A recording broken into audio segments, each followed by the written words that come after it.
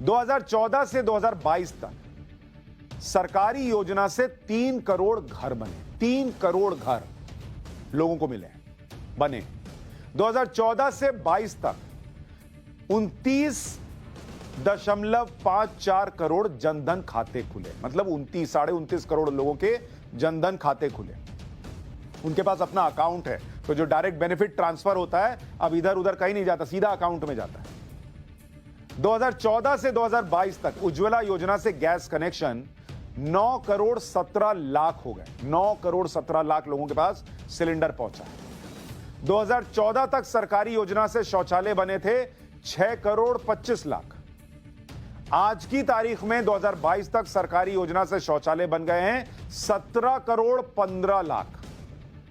यह आम आदमी की जिंदगी में बदलाव आया है कि कम से कम शौचालय, जो एक सम्मान होता है कि कम से कम एक प्रिवेसी में आप जो है वो नित्य क्रिया का निपटारा कर सके, वो आपको सम्मान तो मिल रहा है। महिलाओं के लिए गांव में कितनी बड़ी बात होती थी कि अंधेरा होगा तब शौच करने जाएंगे, आज उस चीज से मुक्ति मिली है। 2014 तक घरों में इंटरनेट कनेक्शन 25-26 करोड़ के आसपास था। 2022 तक घरों में इंटरनेट कनेक्शन 65-66 करोड़ के आसपास लगभग पहुंच गया।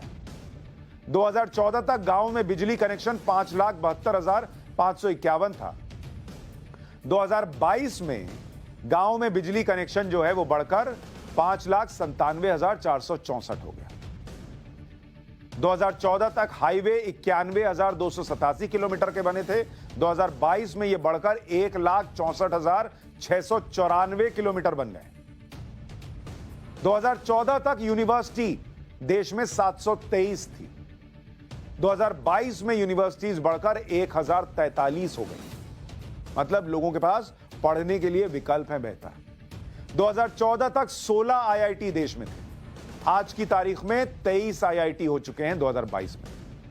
2014 में 8 एम्स थे देश के अंदर। 2022 में यह बढ़कर 20 एम्स तक पहुंच गया आंकड़ा। पीएम मोदी का 8 साल का कामकाज आपको दिखा रहा था, एक इवैल्यूएशन कर रहे हैं ये सरकार कैसा काम कर रही है, लोगों को क्या मिल रहा है, नहीं मिल रहा है। लेकिन अगले 8 साल का विजन क्या है उनके पास, 2030 तक अगले 8 साल का टारगेट क्या है, यह भी समझ लीजिए। 2030 से पहले भारत को $5 ट्रिलियन की अर्थव्यवस्था बनाना, यह नरेंद्र मोदी का लक्ष्य है।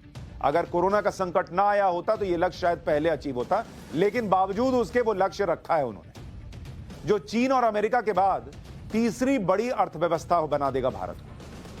भारत अभी अमेरिका, चीन, जापान, जर्मनी, यूके के बाद 6ठे नंबर पर है। भारत के हर सेक्टर में वर्ल्ड क्लास इंफ्रास्ट्रक्चर तैयार करना उनका लक्ष्य है। 2025 तक इंफ्रास्ट्रक्चर पर 100 लाख करोड़ रुपए खर्च होंगे, यह भी उन्होंने टारगेट रखा हुआ है कि इंफ्रास्ट्रक्चर ऐसा बना दो कि कोई स्टार्टअप खोले या बाहर से एफडीआई आए और यहां कुछ निवेश करना चाहे, उसको हिचक ना। 2030 तक भारत में 6G, 5G अभी आने वाला है, उससे एक कदम और 6G भी शुरू हो जाएगा, यह नरेंद्र मोदी ने लक्ष्य रखा है। अगले 15 साल में इकोनॉमी में $450 अरब का अतिरिक्त योगदान देगा ये 6G अगर आ जाएगा तो, 5G और 6G। भारत सरकार ने 2025 तक भारत के हर गांव में ब्रॉडबैंड इंटरनेट कनेक्शन पहुंचाने का लक्ष्य रखा है। 2014 से पहले देश के सिर्फ 60 गांव में ऑप्टिकल फाइबर के जरिए इंटरनेट कनेक्शन था। अब देश के 2.5 लाख पंचायत में ब्रॉडबैंड इंटरनेट है। स्वच्छ पर्यावरण के लिए 2030 तक भारत अपनी ऊर्जा जरूरतों का 50% रिन्यूएबल एनर्जी से हासिल कर लेगा। इससे कार्बन उत्सर्जन भी 40% घट जाएगा। ग्रीन एनर्जी के लिए पीएम ग्रीन हाइड्रोजन मिशन शुरू कर चुके हैं। 2030 तक Bharat 50 lakh metric ton green hydrogen का उत्पादन करने लगेगा। 2030 तक पेट्रोल में बायोफ्यूल की ब्लेंडिंग 20% तक होने लगेगी, यानी जो एथेनॉल मिलाने की बात है वो और बेहतर हो जाएगी। इससे तेल आयात पर निर्भरता कम होगी। 2014 में बायोफ्यूल ब्लेंडिंग 1.4% पे थी, जो अभी बढ़कर 10% हो गई। 2030 तक का टारगेट है कि इसको 30% कर दें। 30% प्राइवेट कार, 70% कमर्शियल कार, 40% बस और 80% 2 और 3 व्हीलर्स की जगह पर सड़क पर इलेक्ट्रिक गाड़ियां आ जाएंगी। 2030 तक इलेक्ट्रिक गाड़ियों के सड़क पर उतरने से भारत की तेल आयात पर निर्भरता कम होगी। इससे तेल आयात में करीब 20 लाख करोड़ रुपए बच जाएंगे।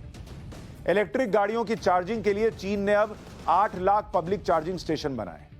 भारत में अभी सिर्फ 1742 पब्लिक चार्जिंग स्टेशन है। इसे चीन के लेवल तक ले जाने का टारगेट है, क्योंकि भाई चार्जिंग स्टेशन नहीं होगा, कोई इलेक्ट्रिक गाड़ी क्यों खरीदेगा? पता चला बीच रास्ते में आप लटक गए। वहां 8 लाख बन गए, यहां भी 1,500, लेकिन कम से कम ये 1,500 और वो 8 लाख 6 लाख तक पहुंचाने का टारगेट है, उस दिशा में सोचा जा रहा है। 2030 से पहले भारत सेमीकंडक्टर में ग्लोबल लीडर बन जाएगा। सेमिकॉन इंडिया कार्यक्रम के तहत सेमीकंडक्टर इकोसिस्टम बनाने के लिए कंपनियों से 1.5 लाख करोड़ रुपए के प्रस्ताव आए थे। 2030 तक भारत ग्लोबल ड्रोन इंडस्ट्री का ग्लोबल मैन्युफैक्चरिंग हब बन जाएगा। 2030 तक Bharat 2 crore 60 lakh hectare degraded land को रिस्टोर करेगा। 2015 से 2019 के बीच 23 करोड़ सॉइल हेल्थ कार्ड दिए गए, जिससे खेती में केमिकल्स का प्रयोग 8 से 10% घटा है और प्रोडक्टिविटी 5 से 6% बढ़ी। मलेरिया मुक्त होने की दिशा में भारत तेजी से आगे बढ़ रहा है।